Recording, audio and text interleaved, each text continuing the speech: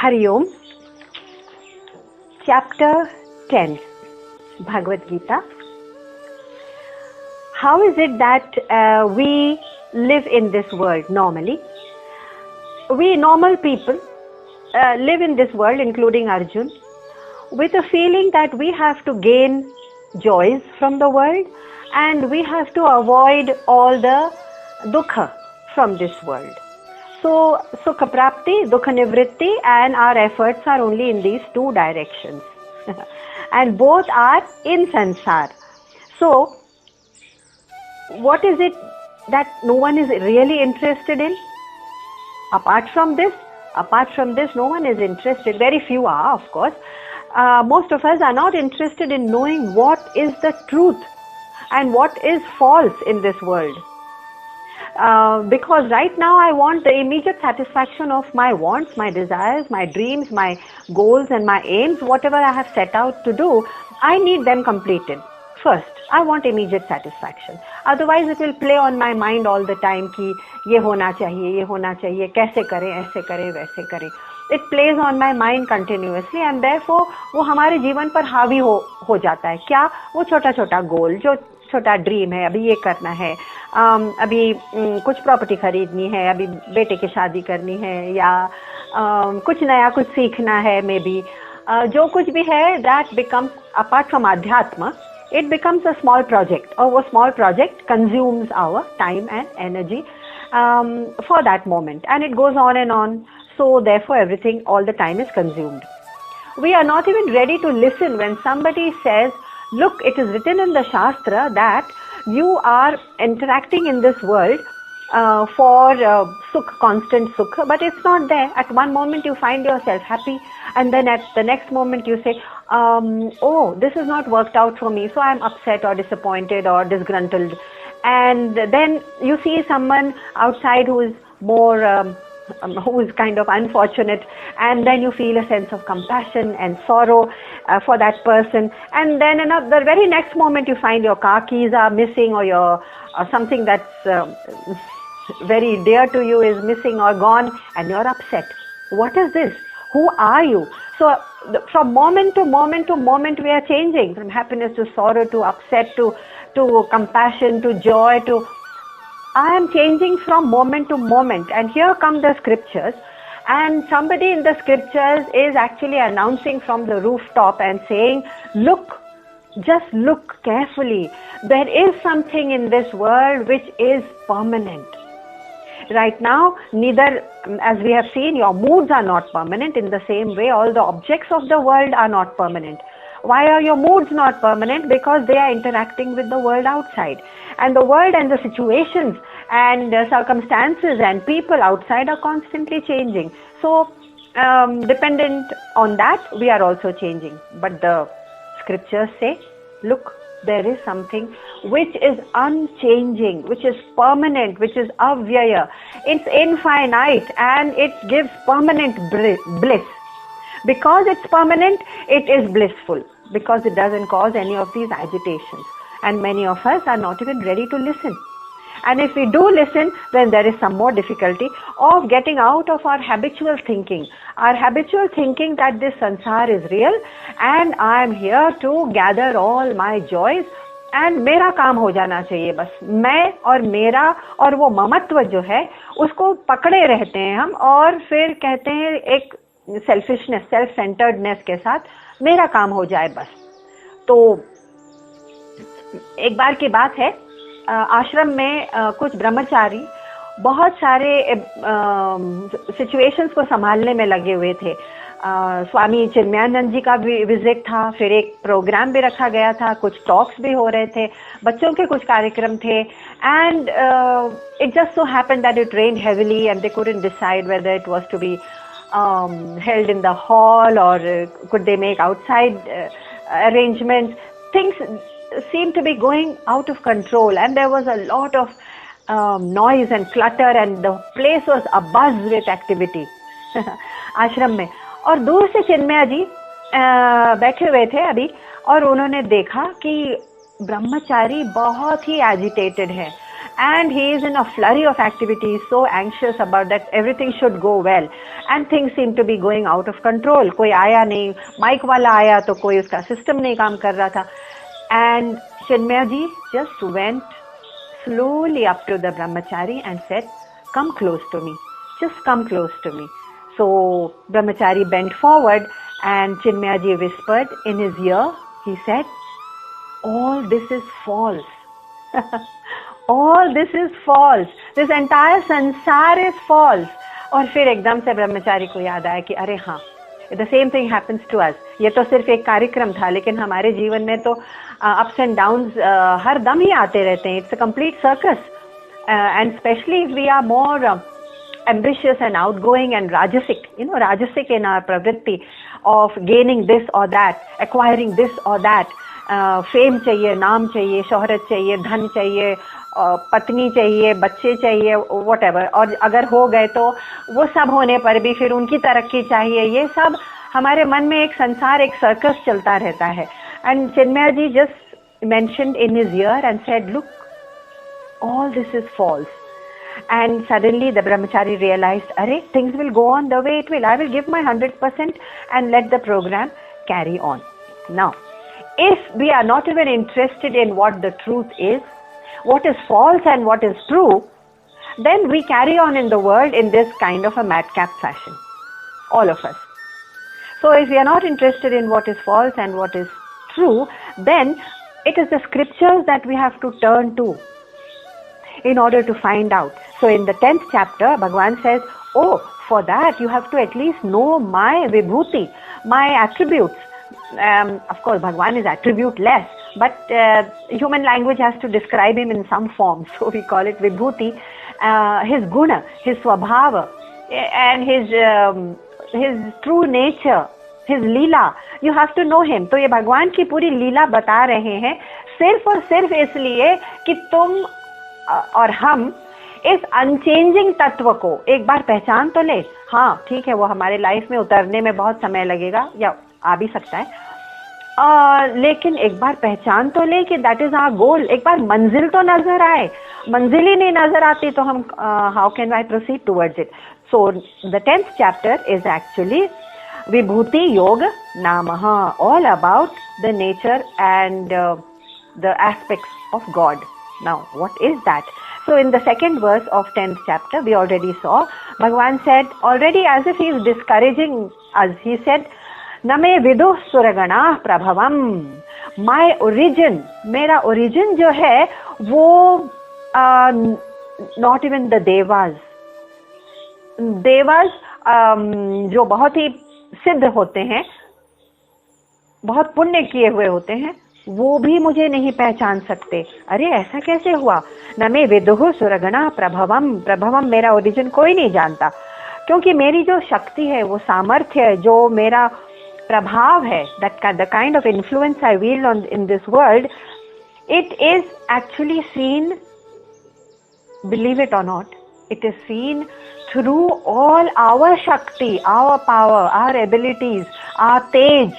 हम में जो तेज और प्रभाव और इन्फ्लुएंस और शक्ति है, उनमें वो भगवान रिफ्लेक्टेड आते हैं, डायरेक्ट नहीं आते. So it's like we have given the example of a torch. The torch is throwing its light outward into the संसार. जैसे कि हम संसार की तरफ मुख किए हुए हैं और संसार टॉर्च की लाइट आगे दिखा रही है क्या है, लेकिन उस टॉर्च को लिट अप करने वाला पावर, बैटरी जो है, lit up power or battery which is powering it is actually hidden. The torch cannot see it. तो हम अपने इंद्रियों से बाहर सामने की तरफ देख रहे हैं, बाहर की तरफ देख रहे हैं, and I find it difficult to be inward looking. So the entire effort of all the shastras is to reveal that power, that inward power, which is actually not in our indriyas. हमारी इंद्रियों में नहीं है कि हम अच्छा सुनने की शक्ति से सुन लेंगे भगवान को, हम तप करके भगवान को देख लेंगे, या हम मंदिर में जाके उनको स्पर्श कर लेंगे. ये हमारी इंद्रियों की बात नहीं है. It's not possible. So where is it then? तो एक छोटा सा एग्जाम्पल कहीं सुना था हमने, बहुत ही ब्यूटीफुल है वो ये कि इमेजिन करिए we are travelling in a spaceship and the spaceship is close from all sides, और उसमें कोई भी विंडो या ओपनिंग नहीं है और हम स्पेसशिप में हैं। अब मुझे बाहर देखना है, मुझे कॉन्स्टलेशंस और पूरा ब्रह्मांड देखना है, तो कैसे देखेंगे? तो उस स्पेसशिप में बाहर की तरफ आउटर बॉडी में कुछ कैमरास फिटेड है, ओके, और वो कैमरास जॉइंड है एक कंप्यूटर से, and those cameras on the outer body of my spaceship are connected to a computer and a screen. और उस स्क्रीन पर हम देख रहे हैं कि अरे बाहर क्या हो रहा है, अच्छा ये कॉन्स्टलेशंस हैं और ये प्लैनेट्स हैं, स्टार्स हैं, हम पूरी दुनिया को पहचान पा रहे हैं उस स्क्रीन पर। अब ये बताइए कि वो जो कैमरा है बाहर लगा हुआ, वो क्या देख सकता है स्वयं? Yes, it release the information. उसके पास इतनी सी शक्ति है कि वो इमेज को केवल ट्रांसफर करे, ठीक है, ट्रांसफर कहाँ करता है? कंप्यूटर में। और कंप्यूटर में केवल इतनी शक्ति है कि वो उसको रिले करके स्क्रीन पर दिखा सकता है। So is the camera really seeing? क्या कैमरा में ये शक्ति है कि वो देख कर, पहचान कर एनालाइज कर सके? नहीं। तो चलो हमारे पास इंटेलिजेंट कंप्यूटर है तो वो एनालाइज भी कर सकता है कि ये फला फला प्लैनेट है वगैरह, लेकिन क्या कंप्यूटर देख रहा है? दैट मीन्स, या पहचान रहा है, that means the computer is also only relying mechanically the same information. तो फिर ये बाहर की दुनिया देख कौन रहा है? अरे हम। I am the one who is viewing the world outside. I am the viewer, the one who can recognize the world outside and the one who can say, I am watching or I am viewing. इसका मतलब I am, और हमारे पास कौन सी ऐसी चीज है? अगर camera हमारी आईज है और कंप्यूटर हमारा बुद्धि है, हमारी बुद्धि, और then what is it that is different? The difference is that I have the awareness which none of these equipment have. My awareness says मैं देख रहा हूँ, मैं पहचान रहा हूँ, and I can analyze it and I can view it, and I can even say one more thing. I can say ये मैं हूँ जो देख रहा हूँ। सेल्फ अवेयरनेस, क्या कैमरा में सेल्फ अवेयरनेस है? नहीं। कंप्यूटर में है? नहीं। तो फिर देखने वाला कौन है? केवल और केवल हम। We are the viewers, which means what? Eyes तो है हमारे पास, इक्विपमेंट तो वैसे भी है। अगर स्पेसशिप में कैमरा नहीं लगे होते तो my eyes are able to view, but can my eyes, are my eyes viewing? No, they are just a mechanical equipment. Is my mind viewing?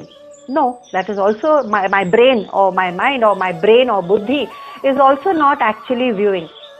Then who is that behind my man, buddhi and इंद्रियां? हमारी इंद्रियां, मन और बुद्धि के पीछे एक और चीज चाहिए होता है, चित्त, अवेयरनेस, कॉन्शियसनेस. वो चेतन शक्ति जो है, awareness is the only thing that makes us aware of the world and makes us alive and sentient and not inert. So all the equipment that I have, all the equipment, the man, the buddhi, the indriya, they are all inert equipment. And I meaning only the person is sentient, is chit, is chetan, is consciousness. And that is the only thing that's needed. ये आई कहाँ से, ये चेतना आई कहाँ से? This awareness and this Chetna, does it change? So और एक example दिया गया है, does it change? That means कि अगर हम खुश हैं तो क्या हमारे ये चेतन, my Chetan self, my conscious self, क्या वो भी खुश होता रहता है? क्या वो भी दुखी होता रहता है? हमारे साथ चेंज होता रहता है? तो आप क्या समझते हैं? ये चेतन मन कैसे चेंज हो सकता है? क्योंकि इसके ऊपर ही तो सभी भाव और सभी एक्सपीरियंसेस चल रहे हैं. For example, we have seen that I may have good thoughts, I may have bad thoughts, I may have thoughts of anger और एनवी और जेलसी, और I may have thoughts of compassion और selflessness और helping others. Whatever the thoughts, can the thoughts by themselves exist? Before even the thoughts came or the feelings or that bhav came in me, I had existence. I had a being. नहीं तो वो thoughts आते कहाँ, वो भाव आते कहाँ? तो वो बीइंग पहले था, एक्सपीरियंसेस बाद में आए. Which means what? The basis and the foundation of all experiences is the being, that awareness, and that is the foundation. It cannot change. It is changeless. So before even any thoughts came, I had a being.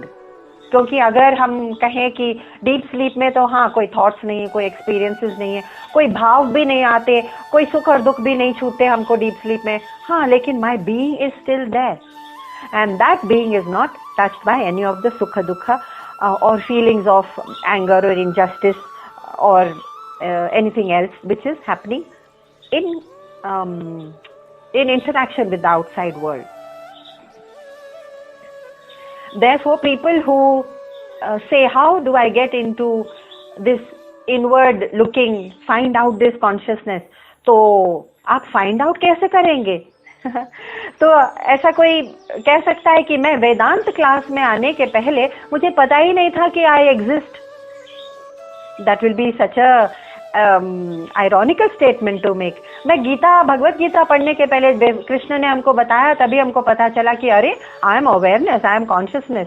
अरे भाई, हम तो पहले से हैं. He is only pointing to it and saying that you are not aware of it, otherwise you are consciousness. नहीं तो उसके बिना हम गीता कैसे पढ़ते, हम इस क्लास में कैसे, हम सत्संग का चयन कैसे करते कि I have a choice of this.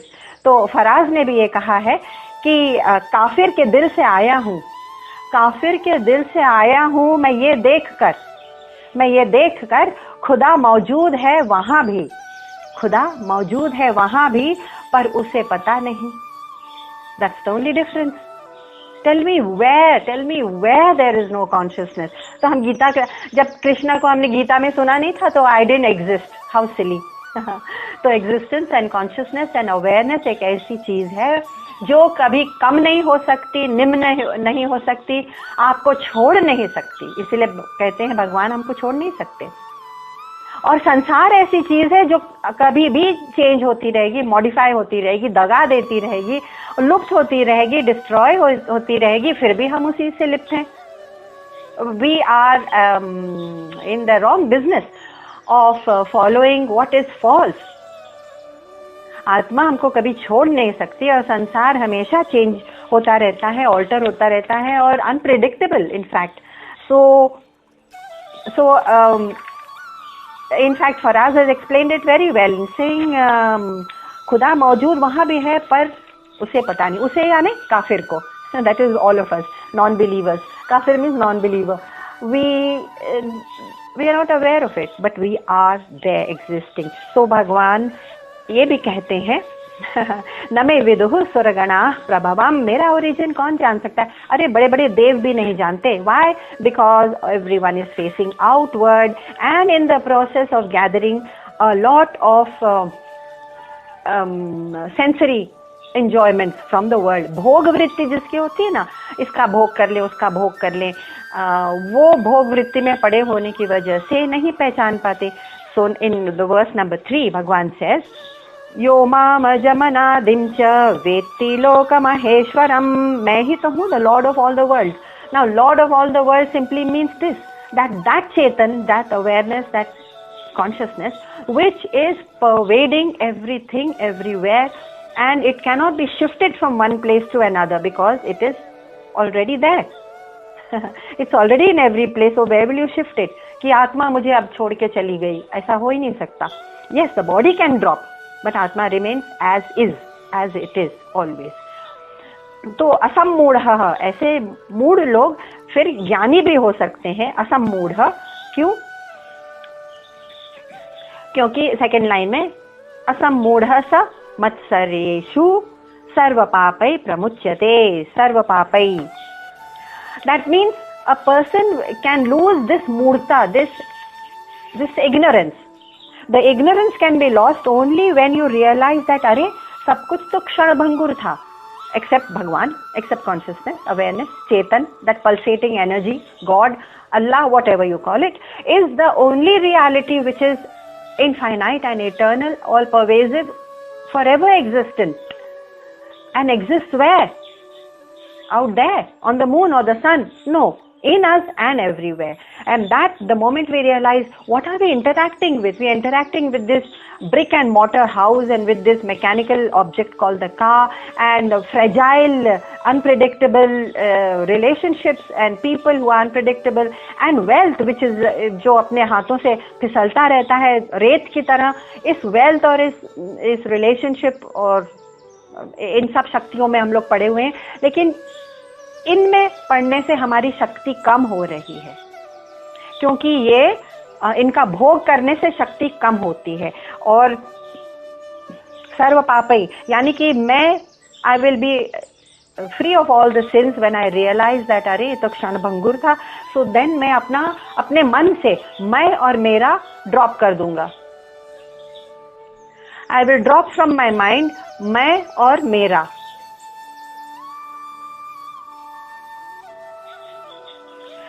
And the moment you drop मैं और मेरा, the mamatva which we are clinging on to for all these kshanbhangur, these fragile, these temporary, ephemeral things, then what happens is, then अब मैं और मेरा नहीं रहा, तो उसके साथ जो जुड़ते हुए सुख और दुख, उसके साथ जुड़े हुए जो कामनाएं, जो एंजाइटी, जो सब कुछ था, और जिससे हमको काम क्रोध और ऐसी विकृतियां होती थी, वो सब भी छूट गया.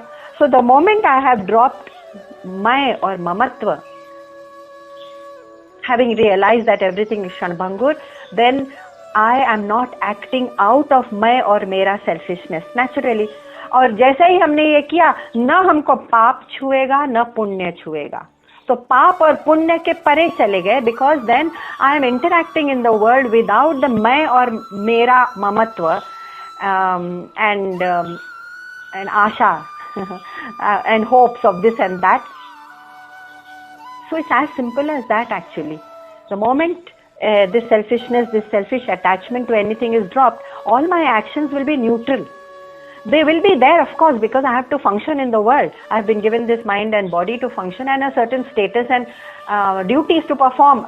Everything will be done, but without that attachment, what's going to happen? Every Pap and Punya will drop and every action will become neutral, and it is said कि then my karma will become like the seeds which are burnt. जो seeds यानी बीज जो हम burn कर देते हैं, क्या वो उसको वापस बोने में, क्या वो वापस can they spring into life again? Can they become plants and trees again? No, the burnt seed will never turn into plant again. तो हमारे कर्म, पाप और पुण्य हमको नहीं छूता, क्योंकि मैं और ममत्व हमने ड्रॉप कर दिया. क्यों? क्योंकि हमने रियलाइज किया कि ये सब ही क्षणभंगुर है. And I suddenly realise that oh, that one permanent truth which इज परमात्मा इज ऑल्सो मी. तब न तो हमको ये कर्म छुएगा और आगे प्लांट्स नहीं होंगे, यानी आगे कर्म फिर से पुनर्जन्म नहीं होगा. इसलिए कर्म बंधन is actually sliced at this point itself. इसलिए भगवान ने कहा है सर्व पापई प्रमुच्यते, वर्स नंबर 3 में. तो हम पाप से भी परे चले गए, which means drop the very bondage of जन्म बंधन. So no more life. Having said that, Bhagavan says, I am Sarva Lokesh, Loka Maheshwaram, which means that there are many qualities. What we see is not one single unit of truth. कि हाँ सब कुछ में मुझे consciousness दिख रहा है. We see plurality. We see a lot of plurality means different kinds of things and bhav and experiences. Where do they come from? So before that, Bhagavan says in the 4th and 5th verse that let's describe what are all these qualities that we see in all of us. And these are buddhir jnanam sammohah kshama satyam damah shamah sukha dukkham bhavo bhavah bhayam cha bhaya mevacha. So what we see in us and in others and in everybody else in the entire world is that they have buddhi, I have buddhi. What is this buddhi? Some qualities, actually some experiences and bhava have been selected just to denote that Bhagwan is actually reflecting in these through you. So we are only a reflecting medium, and whatever bhava we are expressing, it's not me. ये मैं हूँ, मैं बुद्धिमान हूँ, मेरी बुद्धि है, ऐसा हम नहीं कह सकते. We are reflecting. First, let's see the qualities. Buddhi. Buddhi means the ability to decide, to be able to discern, विवेक करने की बुद्धि कि नित्य क्या है, अनित्य क्या है. The ability to decide कि मुझे इन क्षणभंगुर चीजों में पढ़ना है या मुझे I want my freedom. This analysis goes on in the buddhi.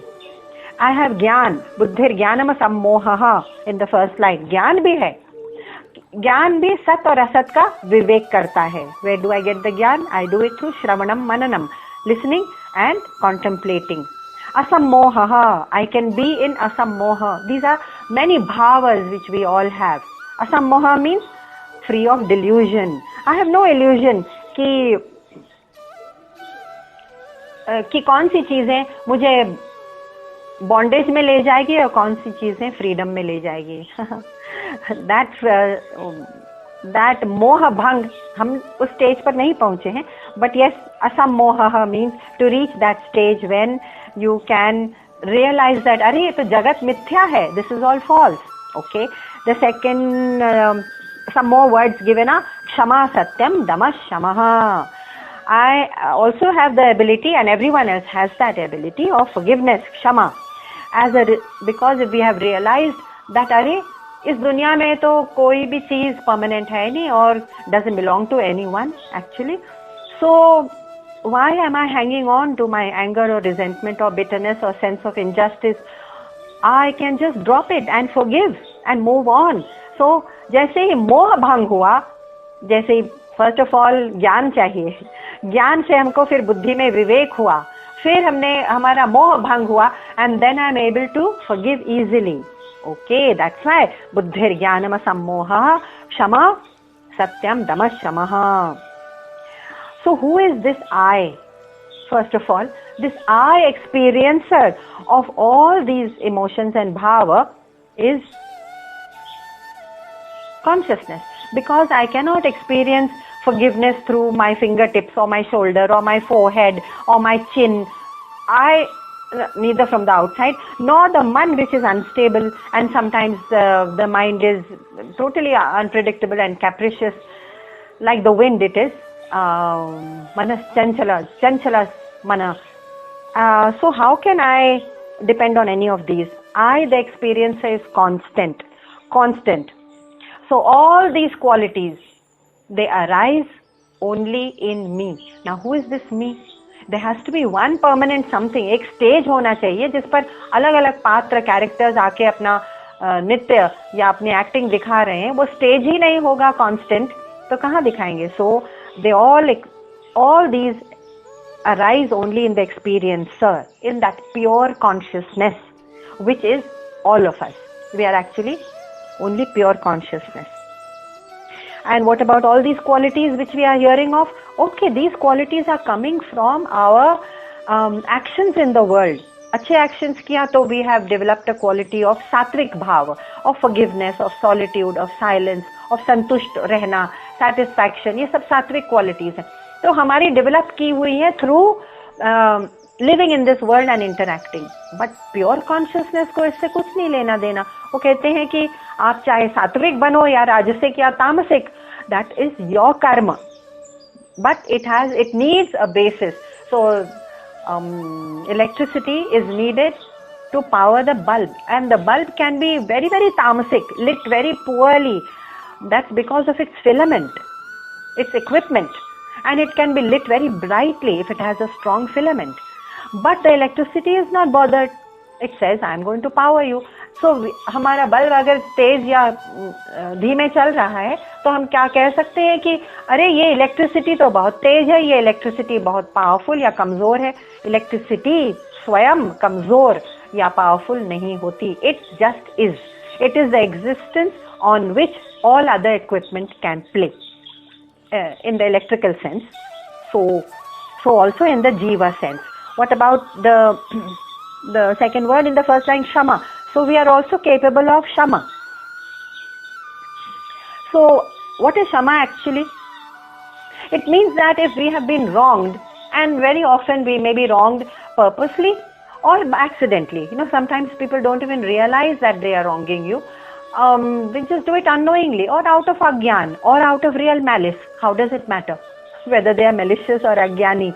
It simply means that we will not fall into a feeling of revenge and giving back. That Shama is important for us. Why? Because it is that injustice,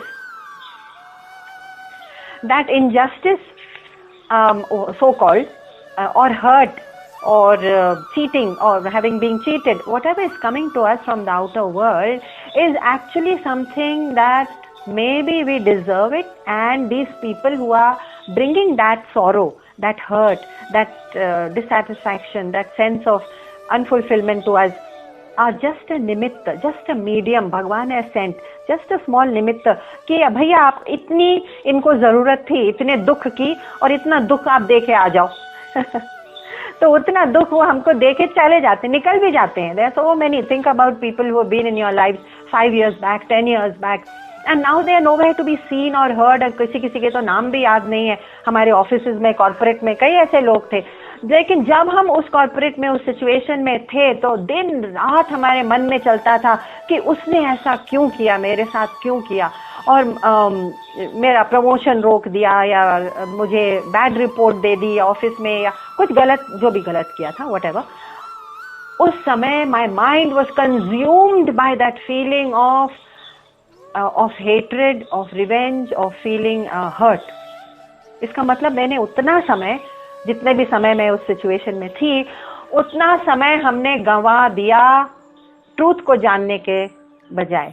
क्योंकि जितना भी समय बचता है हमारे पास इस काम, क्रोध, मद, लोभ, मोह से, वो हमको भगवान को जानने में लगा देना है.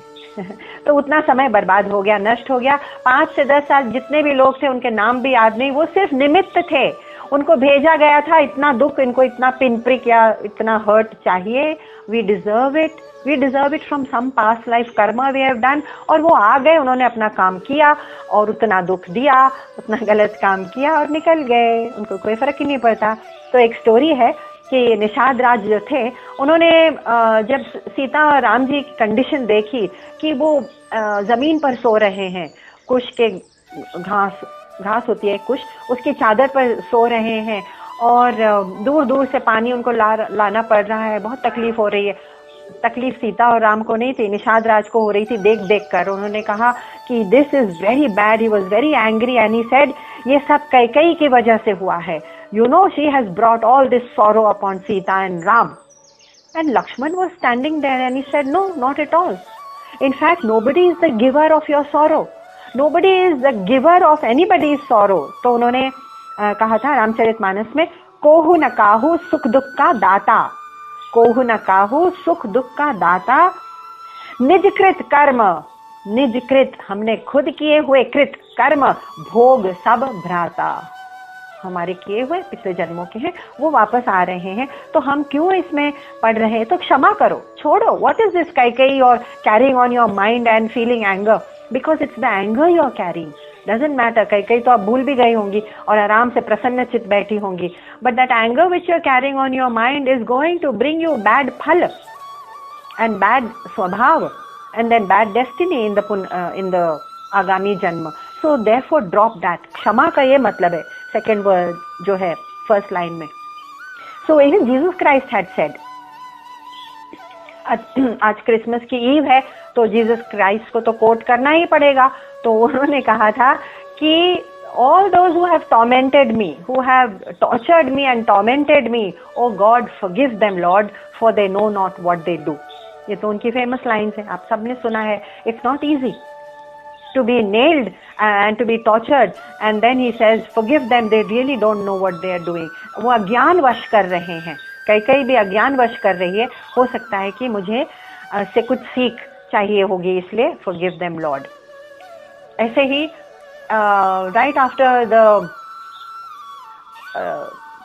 2014 elections, Modi ji was being interviewed in a big hall in London once. I just happened to see the interview, and many members of the audience were asking him questions.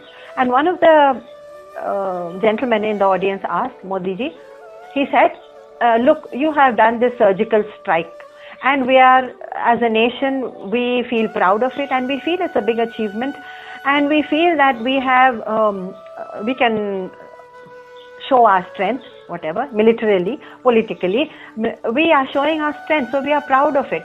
But Modi ji, please tell us, there are members in the opposition who are telling you that this surgical strike never happened, and you have to prove it, and you have to prove it. Until then we will believe that it is fake, it is a fake news. So what do you have to say to the opposition? And Modi ji was silent for a while, and we thought he might burst into a diatribe meaning a volley of bitter words, and he may get into a kind of an angry battle of words with the opposition. He just was silent for a while, wondering how he should reply to this kind of agyan. And then after some time, his expression just changed to sadness, real sadness, and he said, Bhagwan inko buddhi de. So there is nothing else that you can do but Shama. Bhagwan buddhi sadbuddhi. He said sadbuddhi. Sadbuddhi de Bhagwan inko. All that I can say to the opposition, because how else, what else can I do? I can't prove any of this to them. Shama ka ye matlab hai. Where are all these playing this buddhi, this gyan, ye asammoha and kshama and satyam? These are all playing on top of consciousness only, like images on a screen. All the images keep changing, the screen never changes. So if you want to see the screen, actually see the screen, what do you want to do? You want to switch off the movie, you want to switch off the images, and then you can see me. And therefore Bhagwan is saying, turn off all the papa and the punya and everything that your mind is involved in. Turn it off, then you can see me, because I am always there.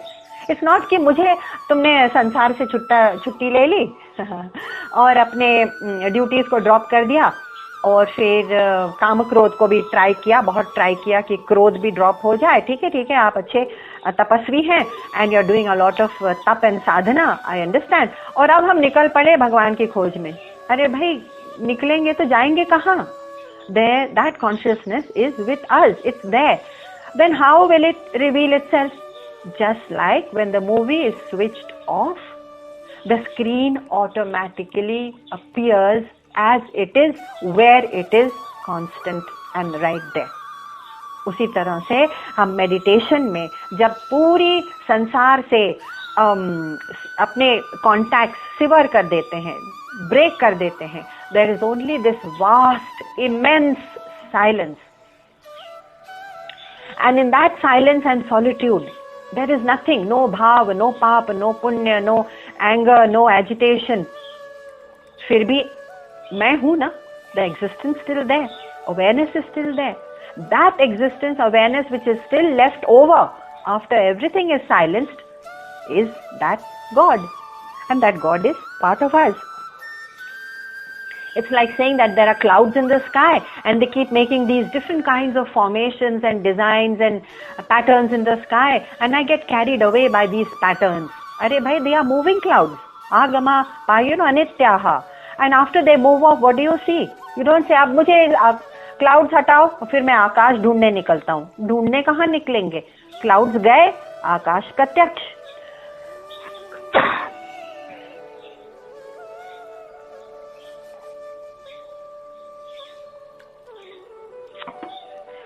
So God is where we are. God never leaves us. Sansar always binds us.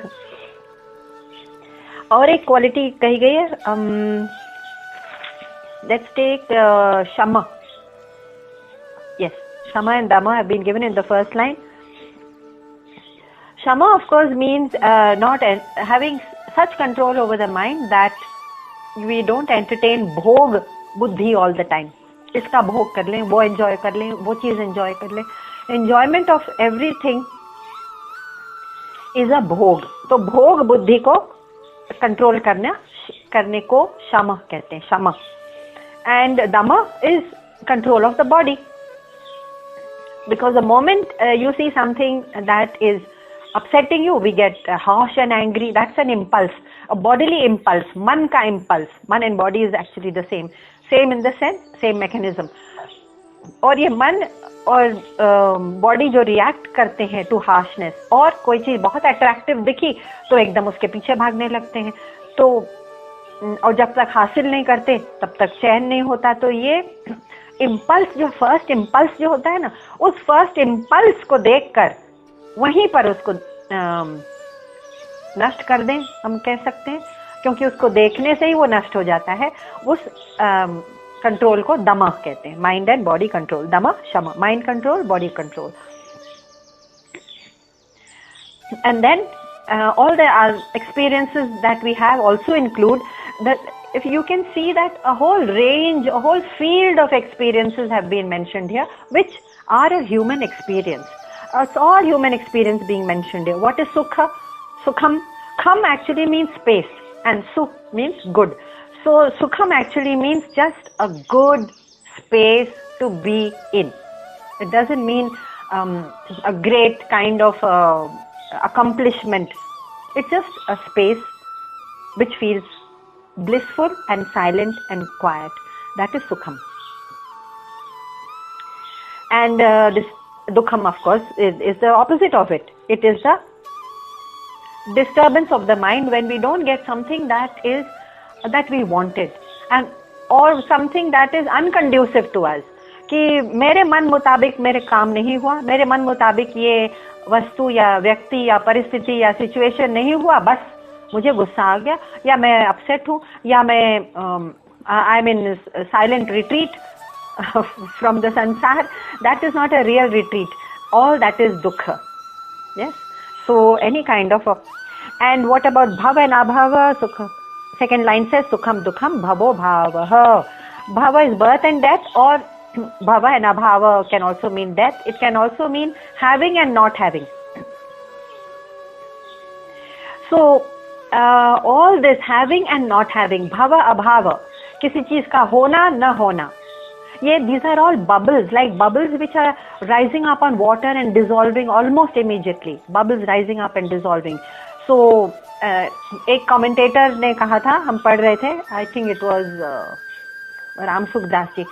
He said that देखो, दो चीजें आप लोग समझ लो कि भव और अभव, यानी किसी चीज का होना या ना होना, कि हमको ये हमारे लाइफ में ये चीज है या नहीं है, ये तो भैया आपके प्रारब्ध पर डिपेंड करता है. प्रारब्ध यानी that bundle of sukh and dukh, और that what you deserve you have brought into this world to live it out. प्रारब्ध को एग्जॉस्ट करने हम आए हैं. वो तो पिछले जन्मों से आया है, उतना सुख और दुख तो भोगना ही पड़ेगा. तो ये हुआ आपका प्रारब्ध. तो ये भव और अभाव जो है, ये तो भैया आपके प्रकृति में है, प्रारब्ध में है, यू कैन कंट्रोल इट. लेकिन सुख और दुख ये आपकी मूर्खता में है. उन्होंने कहा, राम सुखदास जी ने, ये तो मूर्खता में है, क्योंकि किसने कहा है कि किसी चीज के होने और ना होने से ऑटोमेटिकली सुख और दुख होना ही चाहिए. अब आप अपने माइंड को डिटैच कर दीजिए, उस पर शम और दम रखिए. दम. तो सुख और दुख तो मूर्खता के वश आते हैं, और जो चीज हमारे जीवन में होता है, जो अप्स एंड डाउन्स होते हैं, जो चीजें आती हैं या नहीं आती हैं, वो सब प्रकृति या प्रारब्ध की वजह से आती है. ये चीज हम बस छोटा सा चीज समझ ले तो हो सकता है कि there will be less disturbance, and also there will be less fear. Why less fear? उन्होंने मेंशन किया है सेकेंड लाइन में, भवो भाव भयम चा भय में वच. भयम, फियर भी नहीं होगा, क्योंकि जब हमको पता है कि प्रारब्ध की वजह से ही हमको सब कुछ मिलने या न मिलने वाला है, कोई चीज हमारे पास होने या न होने वाली है, प्रारब्ध की वजह से सब आ रहा है, जा रहा है, मिल रहा है, नहीं मिल रहा है, एक बार समझ लिया तो भय काय का? तब हमको लगेगा okay, now I am detached and the bhaya or the fear is actually a result of the anxiety of loss and a fear of loss of my prosperity, my family, my sukha, और my जीवन, मेरे प्राण भी न चले जाए, मुझे प्राण से भी। अगर आप सब चीज से डिटैच हो गए हैं तो प्रोपोर्शनेटली भय कम हो जाएगा। भय और fear is proportionately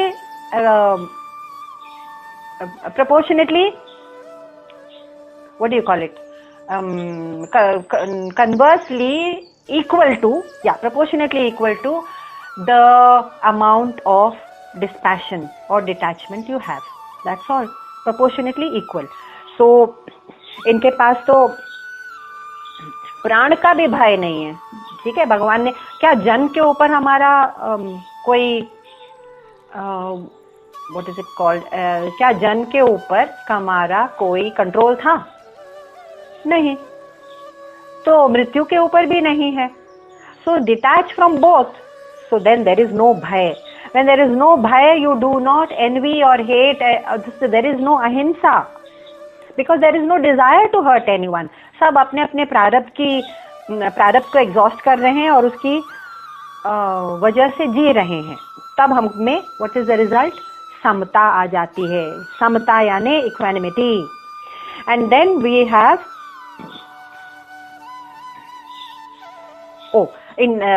what we have are some more qualities in verse number 5. Ahimsa, samata, tushtihi, tapodanam, yasho, yashah, bhavanti bhava bhutanam, matta eva prithag vidhaha.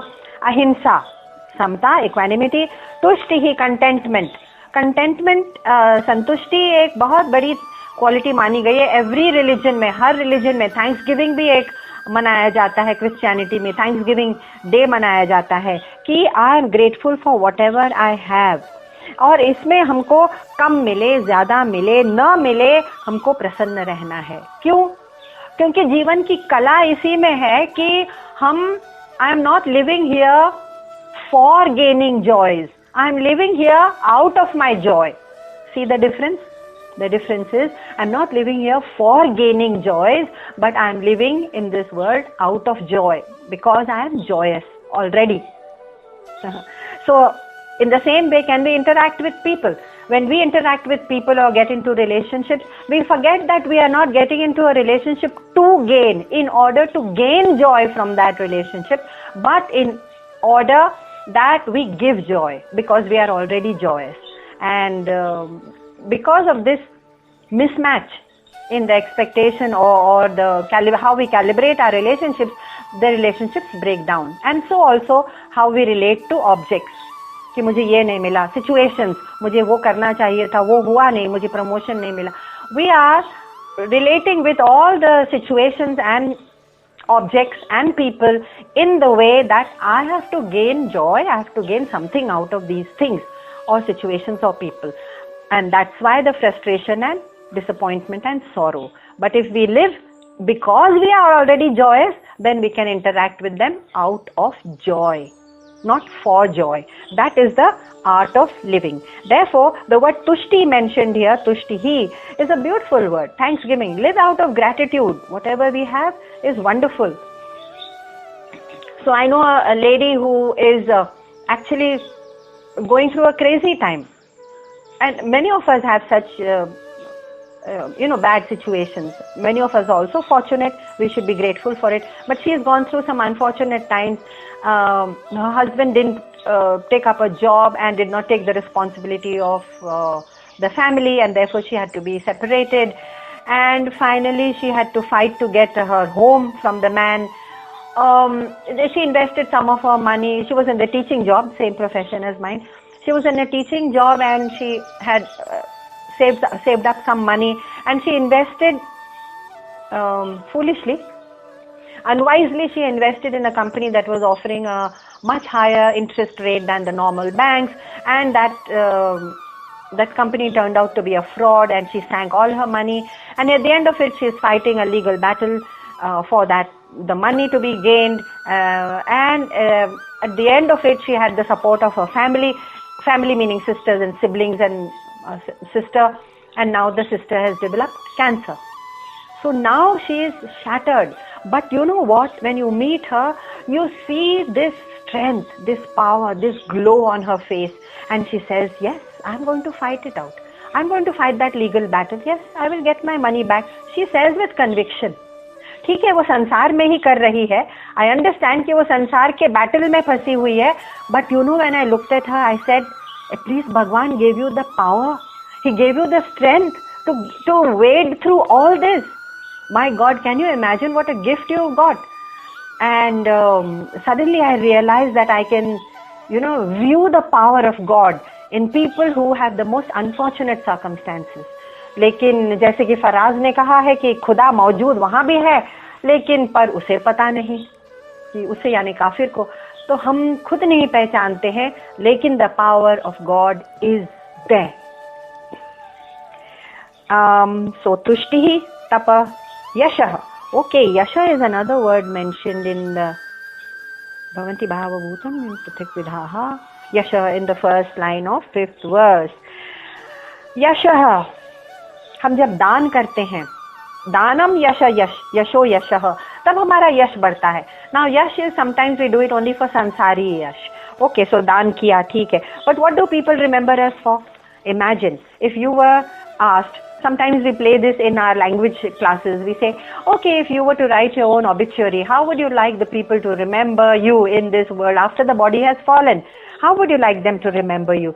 Then we say, yes, I'm sure. I would like people to remember me, the one who had buddhi, jnana, and who was asammoha, not deluded, who had the power of shama, satyam, shama, dama, mind control, and sense control, and who knew the power of sukha and santushti in being grateful and santusht in what he has, and yet he was able to do daan, charity. I want to be remembered like that. Okay, Bhagavan says, fine. All these are in you. All these powers are there. But remember, on what surface they are playing. Of course, there are bad qualities also. But they are playing on the very same surface where your consciousness lies. It's on the same ocean. All these are little waves which are playing. But the ocean is the same. Therefore, now, who is that? All-powerful Krishna, that all-powerful consciousness, that all-pervading power. Krishna bolo, Ram bolo, whatever. Who is that? So number 6. Maharshaya sapta purve chatvaro manavastatha madbhava manasa jata yesham loka imah prajaha. In the cosmic sense, if you see at the cosmic Brahman level, you will see at the macrocosmic level that this consciousness is the samashti. Samashti meaning a sum total of all the consciousnesses, you can call it, which are attached to our little jiva body. So we are all jiva, small little bulbs, you can call it, small little jiva bulbs, and we are lit up, all of us lit up by electricity, which is passing in and through that equipment. And there is a main power grid. So the electricity has to pass through one wire to me as a bulb. That's my body and mind and buddhi. But it has a main power grid from where that wire draws its main power. So at the macrocosmic level, that electricity is there. Now this power from the main power grid coming to the wire inside the bulb, what is the difference? No difference. How can it be different? Electricity is electricity. But at the macrocosmic level, it is Brahmand, and at the Jiva level, microcosmic level, micro level, it is Vyashti. It's called Vyashti. That is we, small people that we are. And our equipment is what? Through which it is reflecting.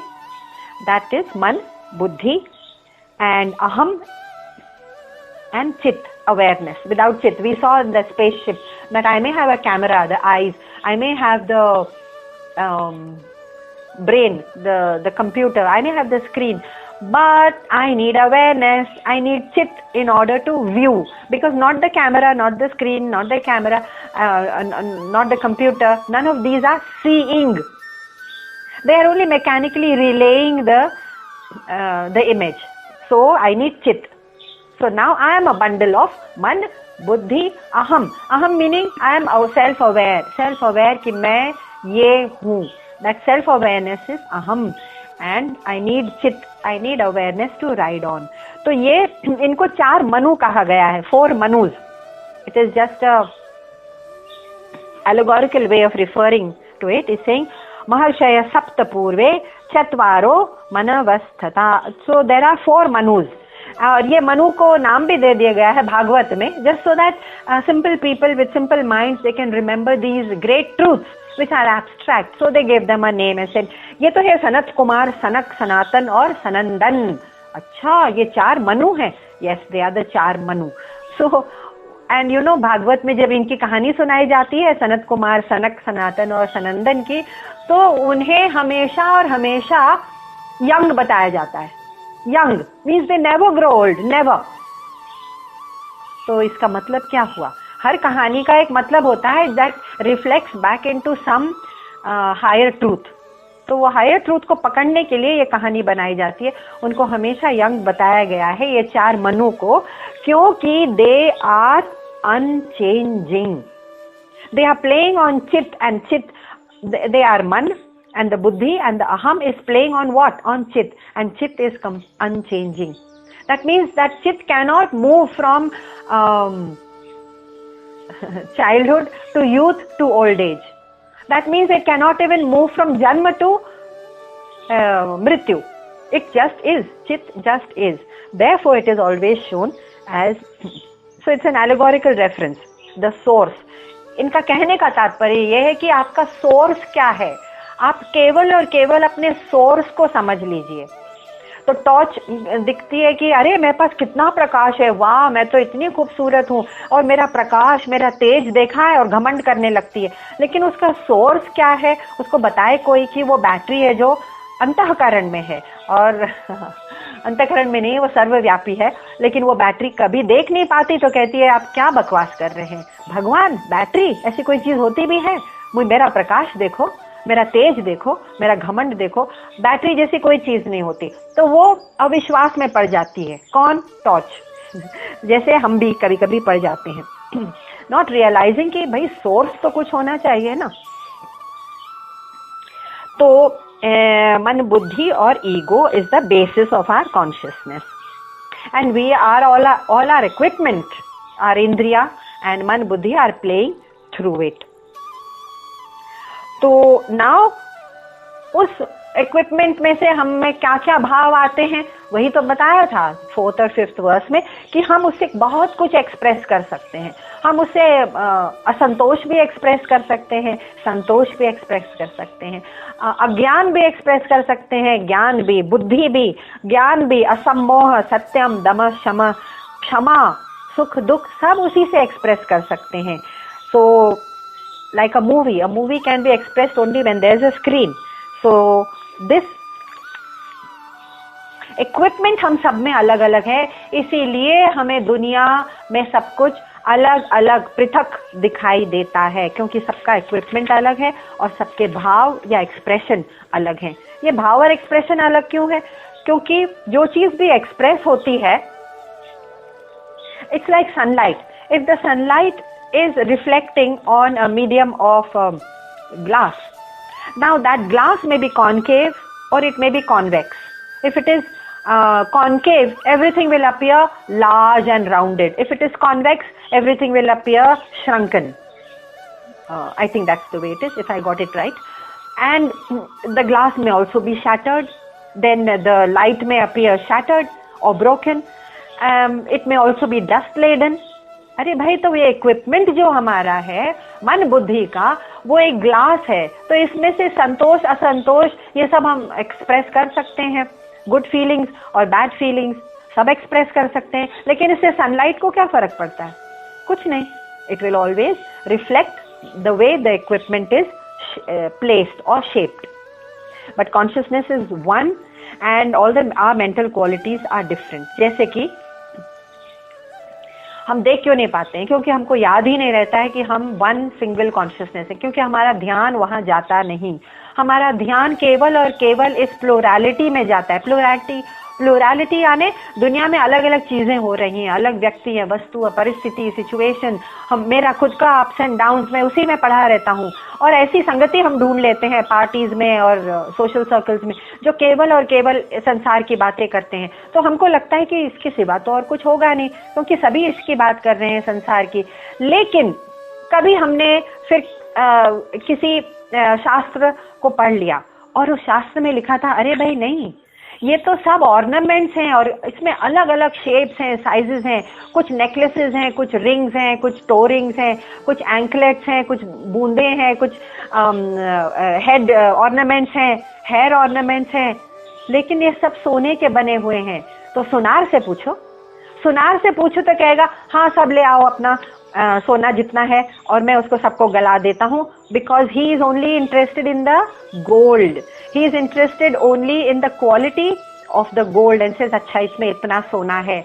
उसकी दृष्टि सोने पर ही रहती है. किसकी? सुनार की. इसी तरह से ज्ञानी की दृष्टि जानते हुए कि ये सब कुछ पृथक है, प्लुरैलिटी है, everything is diverse in the world, फिर भी इन सब के नीचे कॉन्शियसनेस एक है. तो सुनार की दृष्टि तो नहीं निकलती.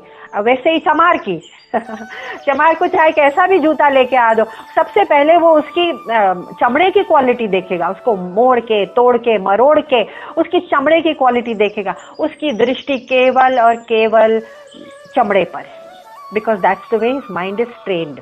सुनार की दृष्टि has been trained only to recognise sona, gold, which is actually the basis of all the gold ornaments. ज्ञानी की दृष्टि ट्रेन होनी चाहिए. अगर हम सीकर्स हैं, ज्ञानी की दृष्टि ट्रेन हो जाना चाहिए कि अरे ये मुझे सब कुछ दिख रहा है, पृथक है, प्लूरल है, डाइवर्स है, बट इन सब में एक कॉमन कॉन्शियसनेस है. ऐसी बुद्धि ट्रेन करने से ज्ञानी हमेशा उस रिमेम्बरेंस में रह सकता है. उसके लिए बहुत बार सुनार से पूछो कितनी ट्रेनिंग लगी थी सोना पहचानने में. बहुत साल लग जाते हैं, क्योंकि फेक मेटल भी होता है, जैसे हमारी फेक दुनिया है. तो हमारी फेक दुनिया से हम निकल नहीं पाते. तो अब आगे देखेंगे कि एताम विभूतिम योगम च. अब हम भगवान की विभूति कैसे समझें? अगर हमने अपने ये पहचान लिया है कि ये सब प्लुरैलिटी तो भगवान की ही देन है, फिर भी हमें आई वांट टू अंडरस्टैंड